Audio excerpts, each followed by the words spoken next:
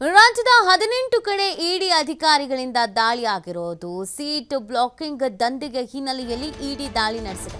Engineering ಕಾಲೇಜುಗಳ ಮೇಲೆ ದಾಳಿಯನ್ನು ಮಾಡಲಾಗಿದೆ. ಬೆಂಗಳೂರಿನ ಕೆಲ ಇಂಜಿನಿಯರಿಂಗ್ ಕಾಲೇಜುಗಳ ಮೇಲೆ ಈ ಒಂದು ದಾಳಿ ಆಗಿರೋದು. ಬೆಳಗ್ಗೆ 6 ಗಂಟೆಯಿಂದ ಕಾಲೇಜುಗಳ ಮೇಲೆ ದಾಳಿಯನ್ನು ಮಾಡಲಾಗಿದ್ದು ಪರಿಶೀಲನೆಯನ್ನು ನಡೆಸಲಾಗ್ತಾ ಇದೆ. ಇದೊಂದು ದಂಧೆ, ಇಂಜಿನಿಯರಿಂಗ್ ಸೀಟ್ ಬ್ಲಾಕಿಂಗ್ ಅನ್ನುವಂಥದ್ದಿದೆಯಲ್ಲ, ಇದರಲ್ಲಿ ಪೋಷಕರ ಜೇಬಿ ಕತ್ತರಿ ಹಾಕೋದು ಜೊತೆಗೆ ಜೀವ ಹಿಂಡೋ ಕೆಲಸ ಮಾಡ್ಬಿಡ್ತಾರೆ. ರ್ಯಾಂಕಿಂಗ್ ಏನಾದರೂ ಕಮ್ಮಿ ಬಂದಿತ್ತು ಅಂತ ಹೇಳ್ತು ಅಂತಂದ್ರಂತೂ ಸರ್ವನಾಶ ಮಾಡಿಬಿಡ್ತಾರೆ. ಸೊ ಈ ಸೀಟ್ ಬ್ಲಾಕಿಂಗ್ ದಂಧೆ ಎಗ್ಗಿಲ್ಲದೆ ನಡೀತಾ ಇತ್ತು ನೋಡಿ. ಈ ಮೆಡಿಕಲ್ ಆಗಿರ್ಬೋದು, ಇಂಜಿನಿಯರಿಂಗ್ ಆಗಿರ್ಬೋದು, ಇದರಲ್ಲಿ ಮಾಡೋದೇ ಈ ದಂಧೆ.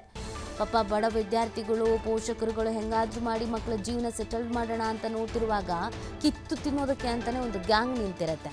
ಈಗ ಬೆಳಗ್ಗೆ 6 ಗಂಟೆಯಿಂದನೂ ಪರಿಶೀಲನೆಯನ್ನು ಮಾಡಲಾಗ್ತಾ ಇದೆ. ಸುಮಾರು 18 ಕಡೆ ಈ ಒಂದು ರೇಡನ್ನು ಮಾಡಲಾಗಿದೆ. ಇಡಿ ಅಧಿಕಾರಿಗಳು ಬೆಳಗ್ಗೆನೆ ಶಾಕ್ ನೀಡಿರೋದು. ರಾಜ್ಯದ 18 ಕಡೆ ಇಡಿ ಅಧಿಕಾರಿಗಳು ದಾಳಿಯನ್ನು ಮಾಡಿದ್ದಾರೆ. 6 ಗಂಟೆಯಿಂದ ಪರಿಶೀಲನೆಯನ್ನು ನಡೆಸಲಾಗ್ತಾ ಇದೆ. ರಾಜ್ಯದ 18 ಕಡೆಯಲ್ಲಿ ಏಕಕಾಲಕ್ಕೆ ಈ ಒಂದು ದಾಳಿ ಆಗಿದೆ.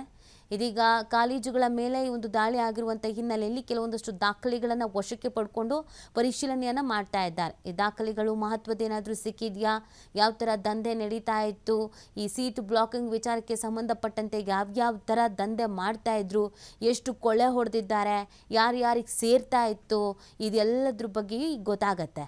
ಯಾಕಂದರೆ ಕೆಲವೊಂದಷ್ಟು ದಾಖಲೆಗಳ ಪರಿಶೀಲನೆ ನಡೀತಾ ಇದೆ. 6 ಗಂಟೆಯಿಂದ ಈಗಲೂ ಕೂಡ ನಡೀತಿದೆ. ಇನ್ನೂ ಕೆಲವು ಹೊತ್ತುಗಳ ಕಾಲ ನಡೆಯುವಂಥ ಸಾಧ್ಯತೆ ಇದೆ. ಕೆಲವು ಪ್ರತಿಷ್ಠಿತ ಕಾಲೇಜುಗಳ ಮೇಲೂ ಕೂಡ ರೇಡನ್ನು ಮಾಡಲಾಗಿದೆ. ಸೀಟ್ ಬ್ಲಾಕಿಂಗ್ ಸಂಬಂಧ ಈ ಹಿಂದೆ ಸೈಬರ್ ಅಧಿಕಾರಿಗಳ ತನಿಖೆಯನ್ನು ನಡೆಸಿ ಚಾರ್ಜ್ ಶೀಟ್ನಲ್ಲಿ ಸಲ್ಲಿಕೆ ಮಾಡಿದ್ರು ಸೈಬರ್ ಅಧಿಕಾರಿಗಳು. ಈ ಬಗ್ಗೆ ಮಲ್ಲೇಶ್ವರಂ ಠಾಣೆಯಲ್ಲಿ ಪ್ರಕರಣ ದಾಖಲಾಗಿತ್ತು. ತನಿಖೆ ವೇಳೆ ಮಧ್ಯವರ್ತಿಗಳ ಪಾತ್ರ ಇರೋದು ಸಾಬೀತಾಗಿತ್ತು. ಕರ್ನಾಟಕ ಪರೀಕ್ಷಾ ಪ್ರಾಧಿಕಾರದ ಸಿಬ್ಬಂದಿ ಭಾಗಿಯಾಗಿದ್ದಾರೆ ಎನ್ನುವುದು ಕೂಡ ಸಾಬೀತಾಗಿತ್ತು.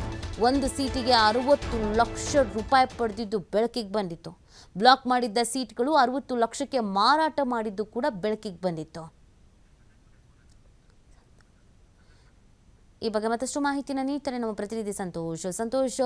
ರಾಜ್ಯದ 18 ಕಡೆ ಇಡಿ ಅಧಿಕಾರಿಗಳು ರೇಡ್ ಮಾಡಿದ್ದಾರೆ. ಮಹತ್ವದ ದಾಖಲೆಗಳೇನಾದರೂ ಸಿಕ್ಕಿದೆಯಾ?